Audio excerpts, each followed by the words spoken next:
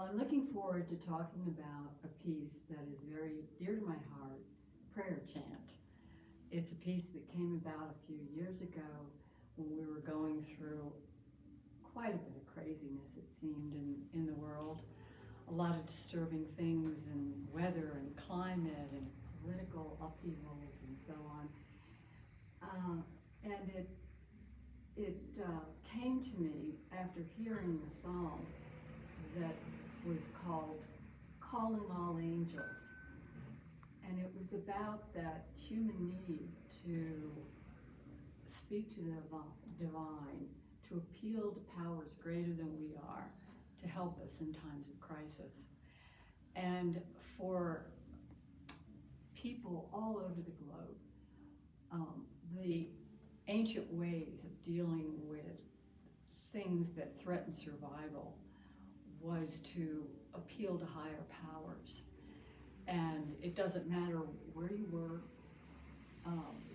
what part of the world you live in, it seems very consistently true that humans seem to have in their DNA the need to connect to divine, particularly in times of crisis. And so, because of the accessibility here in my own country, going to the indigenous tribes here, which have continued to practice ceremonial, ancient ceremonial rituals, it's much more accessible than my own heritage, which is European, mostly British Isles, some French, some Scandinavian. But here, a lot of the people who continue to practice these have been taught it from their own experiences. It's not something they read about in terms of their ancient ways of dealing with crisis. So what had interested me years ago was reading about the Oglala Sioux, especially because of the writings of Black Elk and the history of Crazy Horse. There's several other great Indian shamans that luckily were available to read about and even be able to go and see some of these old traditional rituals, which is so much more available here in the Southwest than any other place that I know of in this country. So for me, going and reading about how the shamans work at connecting with the divine to appeal to them in hard times is often done with burning sage, drumming, chanting, but always involving the connection with animal helping spirits.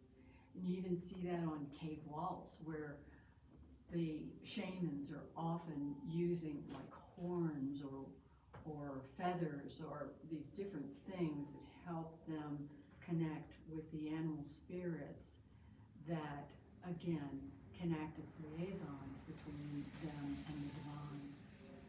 So in this piece, Prayer Chant, that I developed, that's what's going on. The shaman is chanting. He has the eagle feather fan that he's wafting the burning sage onto himself. And he's making the attempt to connect with the animal spirits to help him speak and be heard by the divine. And I think that's so important for us to go, as human beings, to often go back to our roots of what it means to connect with that part of us that is the divine. It's kind of like peripheral vision. There are things that we see, but unless we quiet our minds, it's very hard to be aware of because so much is going on in the world. And to get there in whatever means works for you. For me, it's going into my art. That's where I seem to be able to open up not just my peripheral vision of these things, but the hearing of these things. It's like peripheral hearing. you quiet your mind and these things start coming through to you. And for me, it's like it comes through me. And I see what I need to know through what happens in front of me in my sculpture, in my art. And it's very much a touching experience that stays with me and has a way of grounding me like nothing else.